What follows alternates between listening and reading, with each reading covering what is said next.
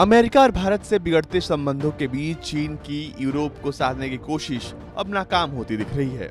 पिछले हफ्ते 5 यूरोपीय देशों के दौरे पर गए न सिर्फ चीनी विदेश मंत्री वांग यी को जनाक्रोश का सामना करना पड़ा, बल्कि राष्ट्रपति शी जिनपिंग की यूरोपीय राष्ट्राध्यक्षों से ऑनलाइन मुलाकात भी फीकी रही। यूरोप के लोग, नेता और बुद्धिजीवियों का तबका न सिर्फ हांगकांग और ताइवान का खुलकर समर्थन कर रहा है, बल्कि चीनी नेताओं की जमकर आलोचना भी कर रहा है। ऐसे में अमेरिका से तल्ख रिश्तों के बाद यूरोप के साथ साझेदारी बढ़ाकर अर्थव्यवस्था सुधारने का जिनपिंग का सपना चकनाचूर हो सकता है। इस महीने ताइवान दौरे पर गए चेक गणराज्य के एक नेता को फटकार लगाने के बाद चीनी विदेश मंत्री वांग यी यूरोप पहुंचे तो खुद लोगों की लताड़ के शिकार हो गए। यूरोप निवासियों ने उनके लिए भद्दी भाषा तक लिख डाली, जो साफ दर्शाता है कि चीन के यूरोप के साथ रिश्तों में कितनी गिरावट आ चुकी है।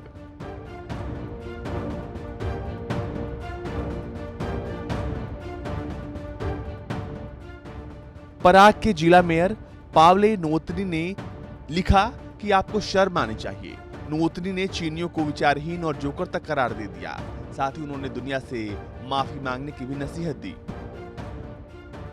विश्लेषक कहते हैं कि यूरोप का बदलता रुख जिनपिंग के लिए कड़ी चुनौती साबित हो सकता है। इससे लघु अवधि में उनकी अर्थव्यवस्था को उबारने की जुगत कमजोर पड़ सकती है, क्योंकि अमेरिका यूरोप को चीन में निवेश न करने के लिए पाबंद कर रहा है। जानकारों के मुताबिक यूरोप में कोरोना के बाद चीन के खिलाफ लोगों का गुब्बार फटने लगा है।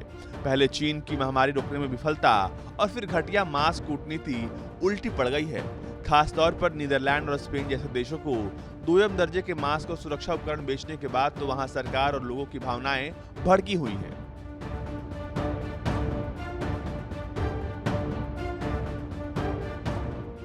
जिनपिंग की यूरोपीय राष्ट्राध्यक्षों से हुई ताजा बैठक को सफल नहीं माना जा रहा है।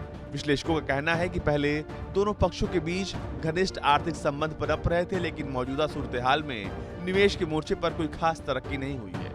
उल्टे पिछले कुछ समय में यूरोप और चीन के बीच मतभेद ज्यादा उजागर हुए हैं। विदेशी संबंधों पर यूरोपीय परिषद के करीब 1.5 हफ्ते पहले प्रकाशित एक सर्वे के मुताबिक केवल 7% यूरोप निवासी ही मानते हैं कि चीन कोरोना महामारी से लड़ाई में उपयोगी साझेदार है। वहीं 62% लोगों के दिमाग में चीन की बुरी छवि है।